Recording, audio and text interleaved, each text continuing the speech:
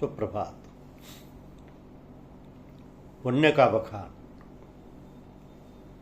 पुण्य का बखान। आत्म प्रशंसा मृत्यु है। अपने सत्कर्मों का स्वयं अपने मुख से वर्णन न करो।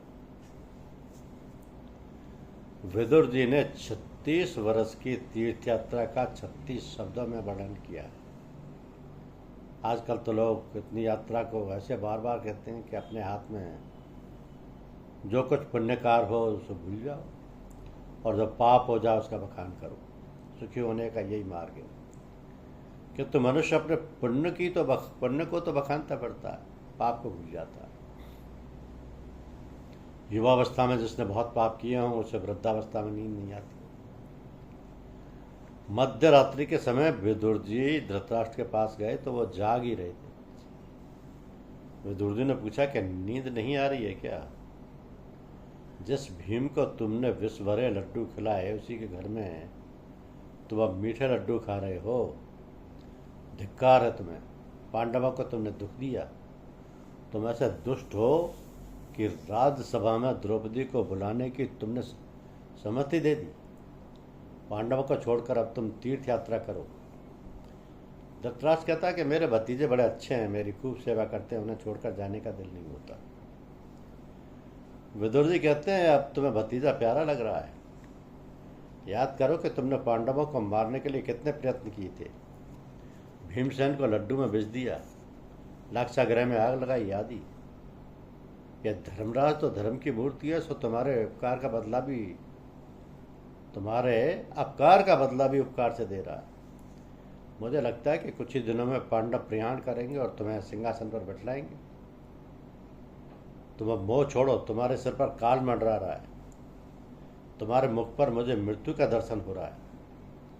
समझ बूझकर गृह त्याग करोगे तो कल्याण होगा, नहीं तो काल के धक्के के कारण घर छोड़ना पड़ेगा। घर छोड़े बिना कोई चारा नहीं है। खुद सोच समझकर घर छोड़े वो बुद्धिमान है। कुछ ही समय में तुम्हारी मृत्यु होगी। ये जीव ऐसा अनाड़ी है कि सोच समझकर स्वयं कुछ छोड़ना नहीं चाहता। किंतु जब डॉक्टर कहता है कि ब्लड प्रेशर है, कामकाज बंद करो, आराम नहीं करोगे तो जोखिम है, तब वो डर के मारे घर में बैठ जाता। इस तरह लोग डॉक्टर के कहने पर धंधा कामकाज छोड़ते हैं। धृतराष्ट्र कहता है भाई तेरा कहना ठीक है, किंतु मैं तो अंधा हूँ, अकेला कहाँ जाऊँ? विदुर जी कहते हैं कि दिन को तो धर्मराज तुम्हें वन में जाने नहीं देंगे, तो मैं मध्यरात्रि को ही तुम्हें ले चलूँ। धृतराष्ट्र और गांधारी को लेकर विदुर जी सप्त स्रोत तीर्थ गए। सुबह हुई तो युधिष्ठिर धृतराष्ट्र के महल में आए। चचा जी दिखाई नहीं देते। युधिष्ठिर ने सोचा हमने उनके 100 पुत्रों को मौत के घाट उतार दिया, अतः उन्होंने आत्महत्या की होगी। तो जब तक चाचा चाची का समाचार ना मिलेगा तब तक मैं भी पानी नहीं पीऊँगा। धर्मात्मा जब व्यथित होता है तो उससे मिलने संत जाते हैं। धर्मराज के पास उस समय नारद जी आए। धर्मराज ने उनसे कहा कि लगता है मेरे पापों के कारण ही चाचा जी वन को चले गए। तो वैष्णव साधक वो है जो अपने ही दोषों को सोचे, दूसरे के दोषों को नहीं। नारद जी समझाते हैं कि धृतराष्ट्र को तो सदगति मिलने वाली है, चिंता मत कर, हर एक जीव मृत्यु के अधीन है। जहाँ चाचा जाएंगे वहाँ तुम्हें भी जाना है। आज से 5वें दिन चाचा की सदगति होगी, फिर तुम्हारी बारी आएगी। चाचा के लिए अब रोना नहीं, अब तो तुम अपने बारे में ही सोचो।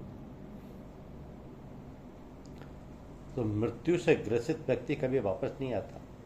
जीवित अपने ही लिए रोए वही ठीक है। एक की मृत्यु के पीछे दूसरा रोता है, किंतु रोने वाला ये नहीं समझता कि जो वहाँ गया है उसके पीछे मुझे भी जाना है। रोज सोचो कि मुझे अपनी मृत्यु उजागर करनी है। तुम्हारे लिए अब 6 महीने बाकी हैं, तुम अपनी मृत्यु को सोचो। मृत्यु सैया में सोने के बाद अर्थात अंतकाल में आएगा सुहानापन किस काम का? वो तो निरर्थक है।